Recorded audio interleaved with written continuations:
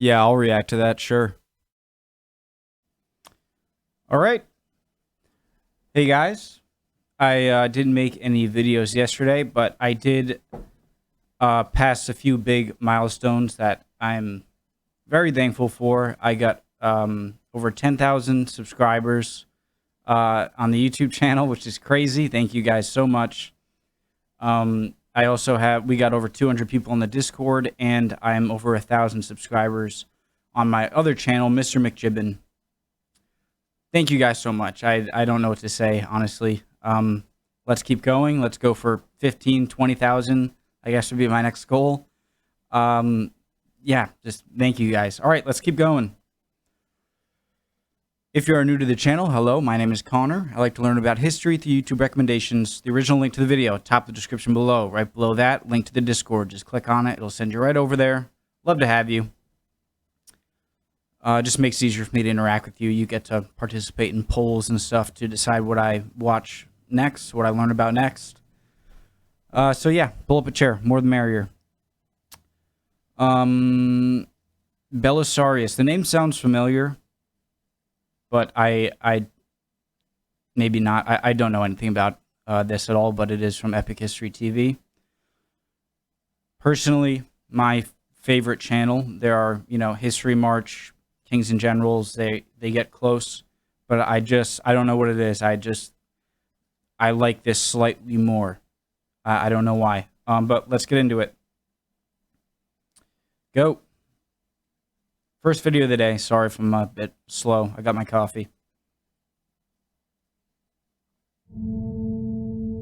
And this is new. This just came out, so it's going to be a really good... Sorry, just let's go. 532 AD.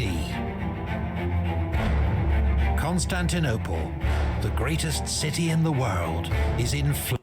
If you are not ready to learn, there's the door. You're in the wrong class. Home ec is down the hall, my friend. Let's go. Sorry. Constantinople, the greatest city in the world, is in flames. But this is no barbarian attack. Citizens of the Eastern Roman Empire are rioting, murdering state officials and setting buildings on fire. Trapped inside his own palace, Emperor Justinian fears his reign is over. He's already given in to the mob's demands and sacked his most hated officials. But now the crowds acclaim a new emperor, Hypatius. It's his wife, Empress Theodora, who'll give him the courage to act. And his most trusted general, Belisarius, to whom he'll turn to crush his enemies and save the regime. Sorry, is it just me, or do they kind of have a more Egyptian, kind of pharaoh-ish looking style of royal clothing? Obviously, it's the more Eastern, Middle Eastern stuff. Sorry. All right, Belisarius, here he is. To whom he'll turn to crush his enemies and save the regime. After centuries of imperial crisis, Justinian's reign will witness a Roman fightback that few had dreamed possible. Great victories over the barbarians, the reconquest of Rome itself, the reunification of the empire. Belisarius is the commander who will lead this onslaught. He will be remembered as Rome's last great general.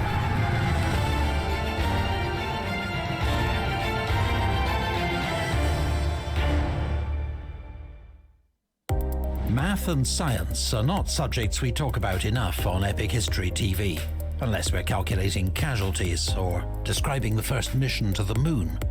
For historians especially, math can seem a strange and scary place. But our sponsor, Brilliant, offers the ideal way to get to grips with the fundamentals of math, science, and computer science. Their website features more than 60 courses. All feature clear explanations and interactive problem solving to help you understand something large and wondrous.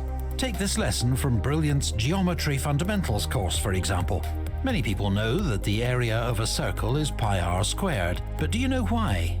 It turns out if you slice up a circle into little pieces and then arrange them like so, you get something that resembles a rectangle, and from that you get the area of the circle. With patience, you'll even understand how an ancient Greek used the actually pretty shadow cool. of an obelisk to work out the Earth's circumference. Visit brilliant.org/epic history to sign up for free. Make sure to use the Epic The first History. 200 will also be offered 20%. Helps out this channel. I really want to make sure if any of you guys, anyone who watches my channel, ends up seeing any of this stuff, to make sure to use their code. I always feel almost guilty when I have such an easy job to make sure that the people who make the videos and do the hard work, while they allow me to continue watching their videos, make sure to put Epic History TV. It, you know, gets you the 20% off and helps out this channel. So Off an annual premium subscription. Thanks again to Brilliant for sponsoring this video.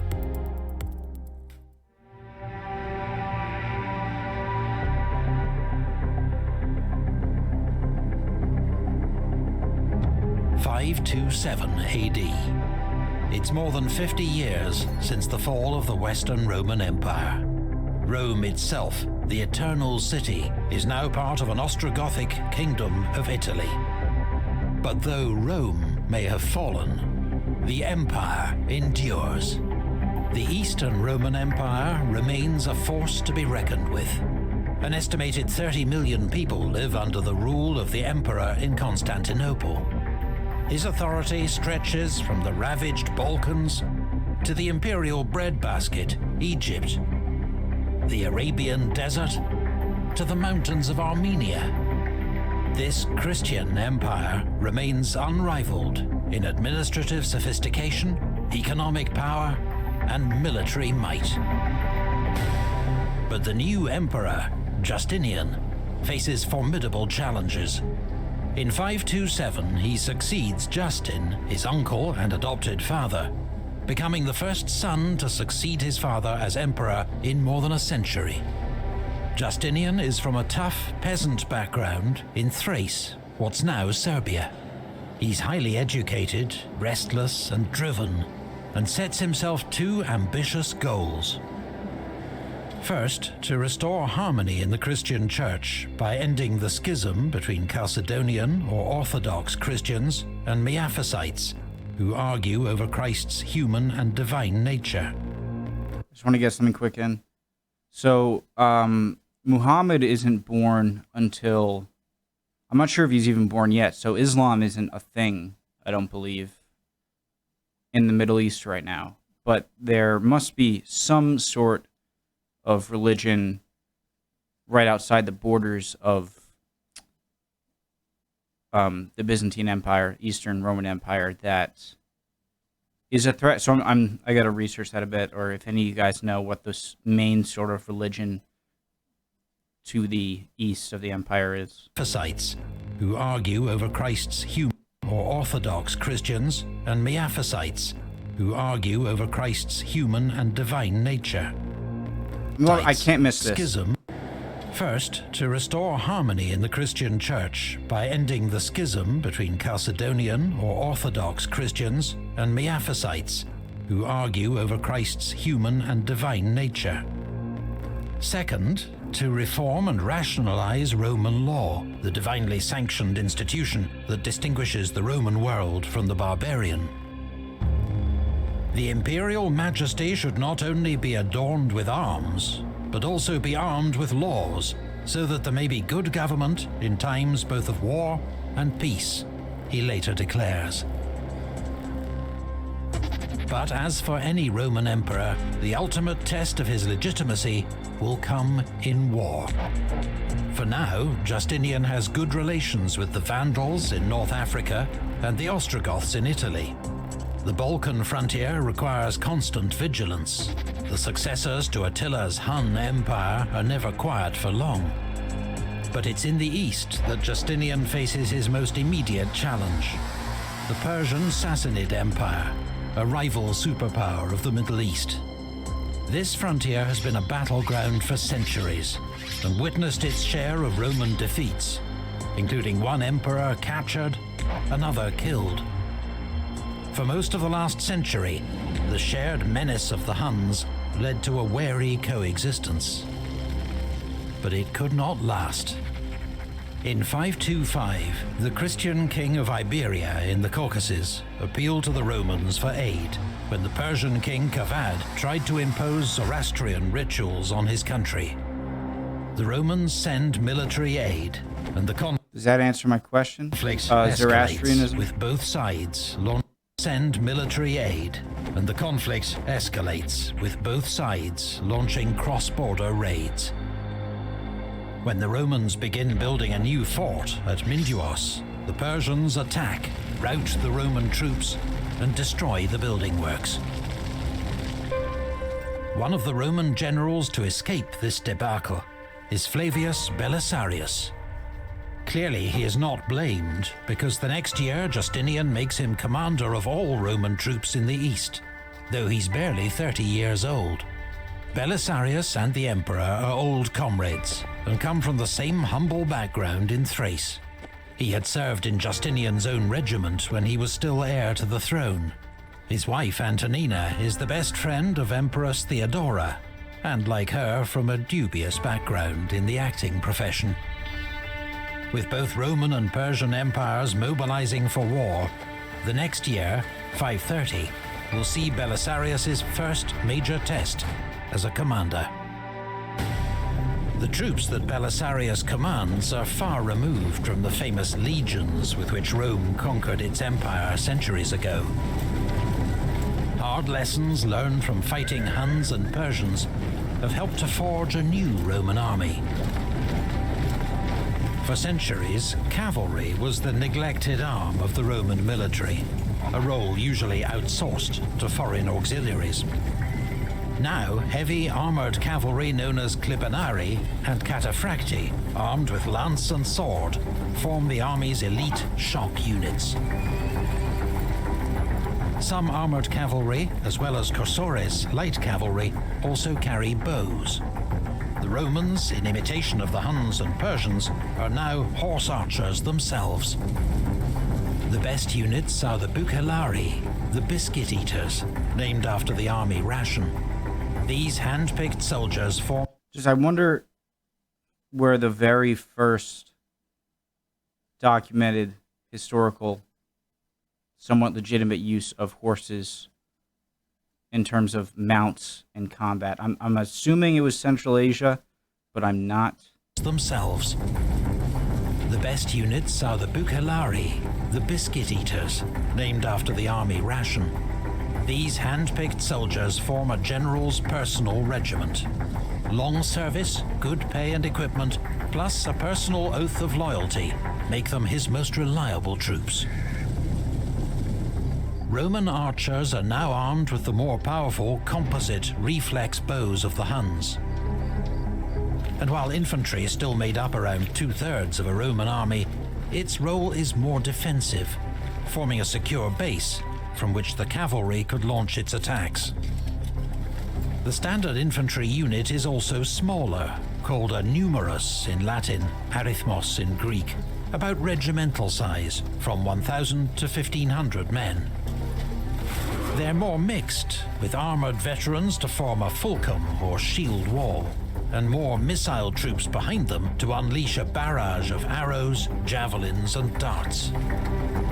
Finally, Rome boosts its military strength by recruiting the very barbarians it had once despised, including Huns, Goths and Heruli. Those outside the empire are recruited as mercenaries. Those within serve as foederati, federates, and are usually commanded by their own officers. The military organization of the empire has also been overhauled. Two central field armies stationed on either side of the Bosphorus are commanded by a magister militum presentalis and form a strategic reserve.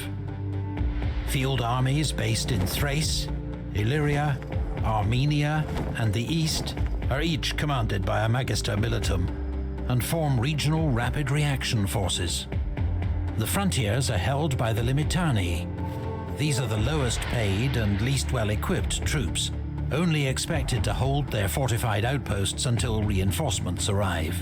Makes sense. Limitani are organized into local groups, each commanded by a dux, origin of our word, duke.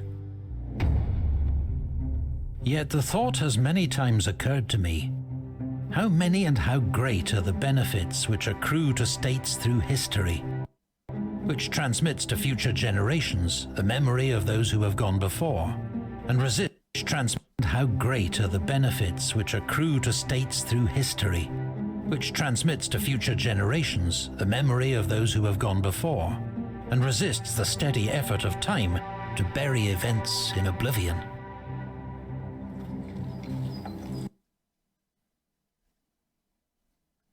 I think that is something that most of us tend to The historian Procopius is our key witness for the events of this period.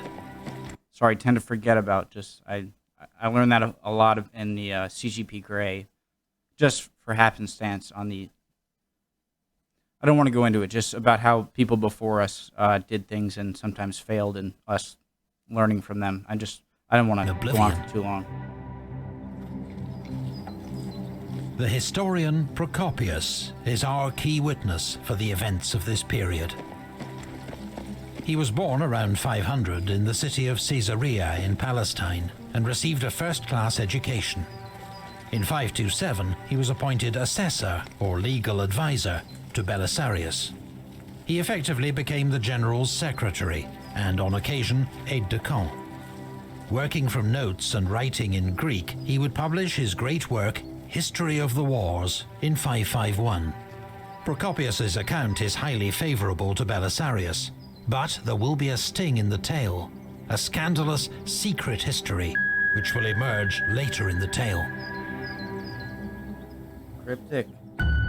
530 AD. King Kavad sends an army to capture the Roman frontier fortress at Dara. Today, the ruins of Dara lie on the Turkish-Syrian border, their scale hinting at the size of the Roman fortress that once stood here. Belisarius is warned that 40,000 Persian troops are advancing on Dara. He can only assemble 25,000 troops to meet them. For reasons that are unclear, Belisarius decides to make his stand outside the city walls to the south. His men dig ditches to strengthen their position, with both flanks thrown forward. The infantry is placed in the center, with cavalry on both flanks. Two groups of 600 Hun mercenaries are positioned between them in support. At the rear, he places his reserve, his own Bucellari. When the huge Persian army arrives before Dara, Belisarius is ready and waiting. The first day begins with a standoff. The two generals exchange letters. Belisarius urges Firuz to withdraw to allow time for further negotiations. Firuz tells the Roman to prepare his bath. He intends to be in Dara by nightfall. The Persians launch one probing attack against the Roman left wing, perhaps testing their defenses. The Persians are driven off, with 7 killed. When a young Persian warrior rides between the lines and challenges any Roman to face him in single combat, his offer is accepted by Andreas. Andreas has no military training, but he's a wrestling instructor of huge strength. Before the Persian knows what's happening, Andreas has knocked him off his horse with his lance, then dismounts to finish him off. Like a sacrificial animal, in the words of Procopius. Andreas later kills a second Persian challenger, to Roman cheers and the dismay of the Persians. So there are these mini battles going on within the battle. Firuz receives 10,000 reinforcements, bringing his total strength to 50,000. With odds of 2-1 in his favor, he decides to attack. Firuz forms up his army, with infantry and foot archers in the center, and his Persian heavy cavalry, the feared Savaran, on both wings. Just want to say quick, so in all of these different military, battle scenario videos, battle maps, I always see that the cavalry are always represented by the single diagonal with the 2 different colors, and the infantry by the full color with the the X, the two diagonal lines. But I've always been looking for if there are any special indicators, if one is heavy cavalry or one is heavy infantry or light cavalry or light infantry. But I haven't been paying much attention to it since lately because I've been less overwhelmed by the battle maps in general, and so I can start to look at little details that I haven't been before. And I don't really see anything that indicates other than simply cavalry versus infantry. But I will continue. If any of you knows otherwise, and there are other things I should be looking for, to let me know other information. But so far, that's just what I understand there. And his Persian heavy cavalry, the feared Savaran, on both wings. He also divides his army into two parts, a front line and a reserve line, so that fresh troops can be rotated into the fighting. He keeps a unit of immortals, the elite Persian heavy cavalry, as his personal reserve. But first, he waits.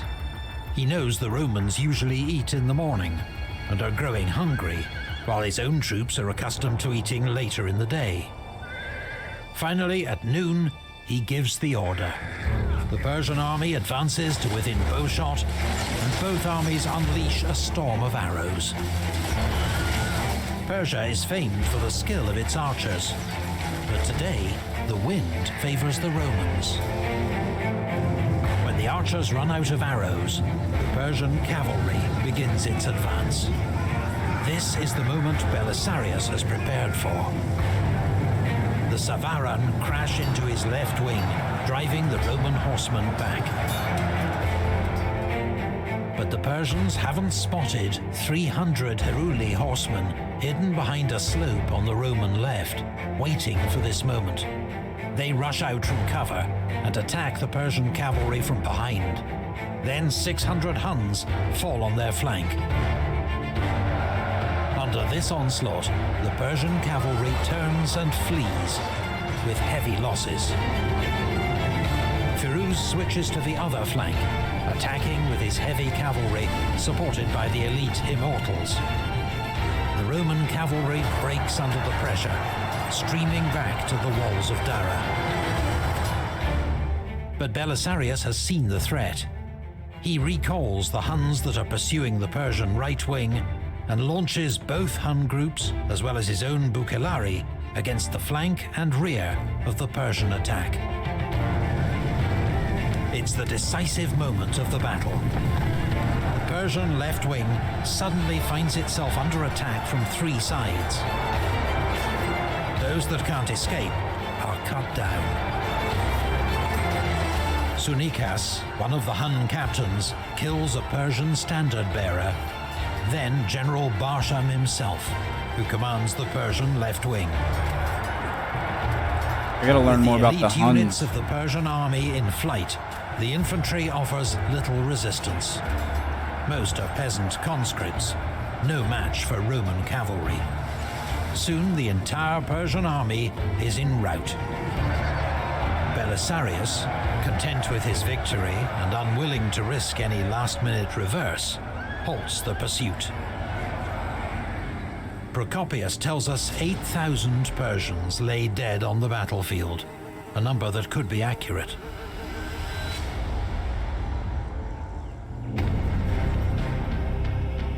For on that day, the Persians had been defeated in battle by the Romans, a thing which had not happened for a long time. Belisarius has won a brilliant victory for the empire. Later that year, Sitas, Magister Militum of Armenia, wins another victory over the Persians at Satala. The war is swinging in Rome's favor. But the following year, encouraged by a Samaritan revolt in Palestine, King Kavad orders a large-scale raid along the Euphrates River. Belisarius assembles an army to meet them.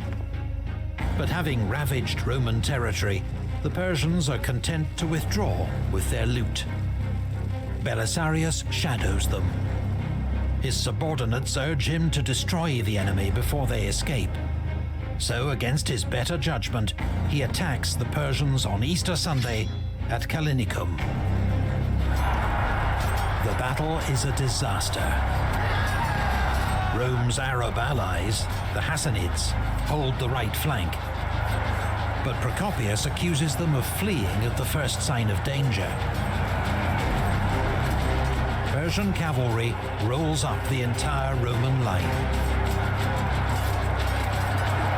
In desperation, the Roman infantry form a shield wall with their backs to the river. They hold off the enemy cavalry, buying time for the remains of the army to escape across the river. Callinicum is a humiliation for Rome and for Belisarius. His own role in the battle is unclear. According to Procopius, he remained with the infantry, organizing the retreat. Another source claims he was among the first to flee. It had clearly been a serious blunder to give in to pressure from his subordinates to fight an unnecessary battle. Belisarius is removed from command and recalled to Constantinople. Honestly, I'm assured more, I guess, in accuracy when I hear. I guess that might not sound right, but when you hear differing accounts, it makes you stand back and realize that history isn't just a movie where, you know, everything happens this way and it's recorded, and, you know, here it is to people in the future like us right now, and as today will be viewed hundreds and thousands of years in the future to people then. Especially when there's such time between us, and the ways of recording aren't the most secure. I appreciate when historians are upfront in saying, you know, this is our best account for this time period from these historians on this side. And I appreciate that, honestly, because I would be skeptical if there isn't that occasional, or constant, this is what they say, they might be right, this is what this person says, and we have to take it all with as much credibility as we see fit. So I like that. Belisarius is removed from command and recalled to Constantinople. Not great.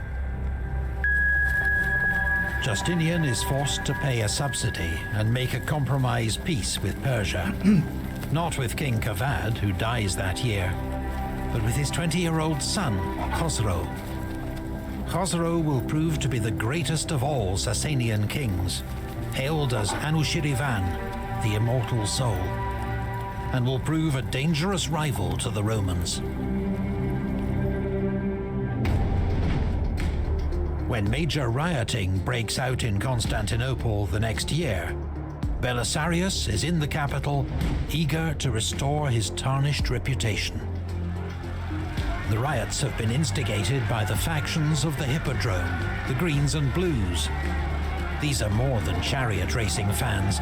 The factions run whole areas of the city. At first, they seek only the release of jailed comrades. But then there are calls for a new emperor, Hypatius, nephew of Emperor Anastasius. It's likely that Justinian's rivals in the Senate are now pulling the strings. Justinian hesitates. He wonders if they should flee the capital. Then Theodora speaks up. Life as a fugitive, she declares, would be unendurable. Better the old saying, royal purple makes a noble shroud. In other words, better to go down fighting. The emperor is emboldened by Theodora's words and orders Belisarius and another general, Mundus, to crush the revolt. I like the attitude. I like that attitude. To crush the revolt. Belisarius's hardened troops launch a sudden attack on the rioters. There is no mercy. The streets run with blood. The final death toll is estimated at 30,000, a staggering 1 in 20 of the city's population.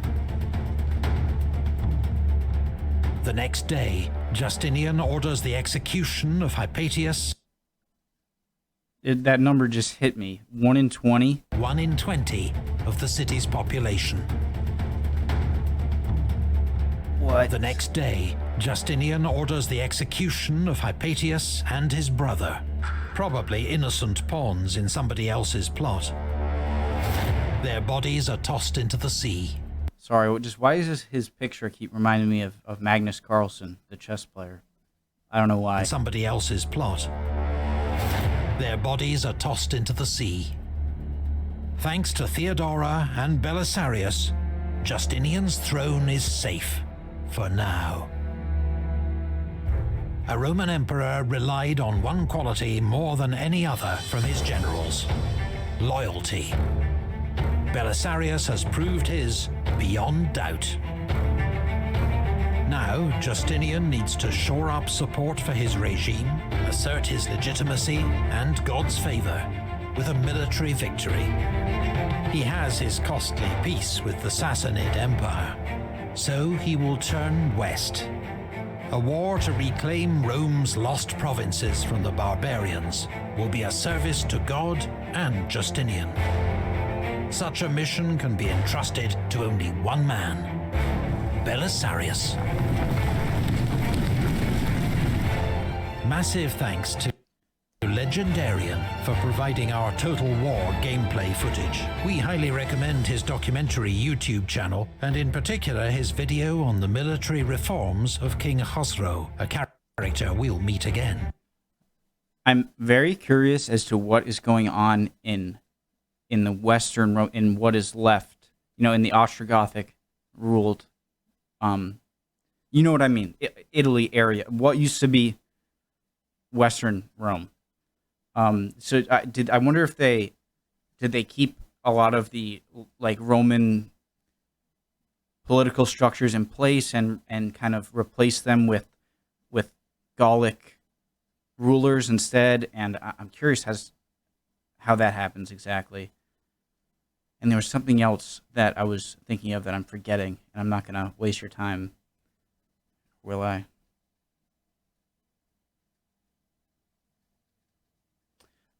I wonder what's going on in the West, and obviously I know that it never becomes the Roman Empire again. I'm not aware. I don't exactly know how far in this next episode they might go into the Western Roman territory and how much they might take back. Pretty certain they don't take back a lot. I could be wrong. Anyways, awesome. Guys, thank you on 10,000 subs. It means a lot. Thank you so much. And 1,000 on my other channel, 200 members on Discord. Love for you to join, subscribe, hit all the buttons. Definitely. Epic History TV will not waste your time. Amazing videos. All right, I'm ready for, I'm doing the next part of the Suez Crisis after this, and then I'll see what I'm doing after that. See you guys.